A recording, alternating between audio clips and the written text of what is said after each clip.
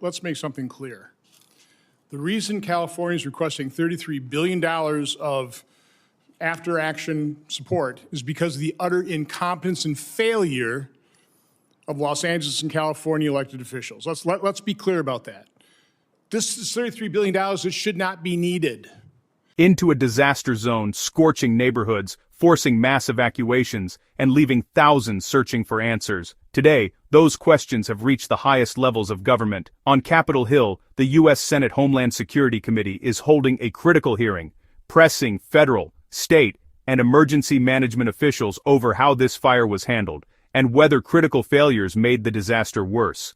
Lawmakers are demanding to know why response times lagged as flames spread rapidly, whether emergency warnings came too late, and if coordination between agencies broke down when Californians needed help the most.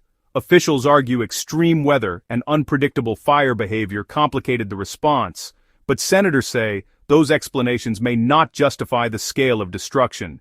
As emotions run high and accountability takes center stage, this hearing could reshape how the nation prepares for and responds to wildfires. This is the Palisades fire, and the fight for answers has just begun. So before I turn it over to Senator Scott, let's make something clear. The reason California is requesting $33 billion of after-action support is because of the utter incompetence and failure of Los Angeles and California elected officials. Let's be clear about that. This is $33 billion that should not be needed. Mr. Hawkins, I want to quick ask you a question. Because again, it seems like it's all about federal funding. What percent of a normal city, let's say at Los Angeles' fire department budget, comes from local government or state government? What percent of the total fire department budget? I don't have visibility on a specific government. Would you have any idea what it is on the police department? I mean, the emergency responders. You know what percent is paid for by state and local funds versus the federal government? That's going to vary community to community across the nation. Senator Scott, let me ask you, because you're former governor. Isn't it true that most local fire departments and local police departments are funded by local resources and state resources? Mostly local. It's not even a huge percentage, right? Yeah, it's almost all of it. You're not relying on the federal government. You can't. It's something completely outside your control. The federal government. If I can just add a point. No, not right now.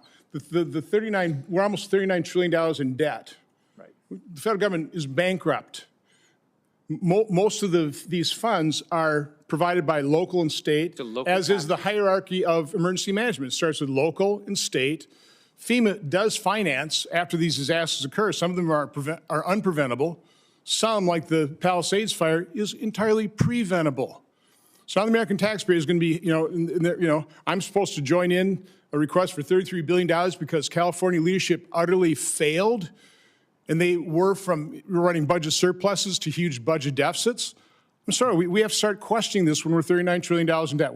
Don't forget to like and subscribe. Comment your thoughts in the comments section.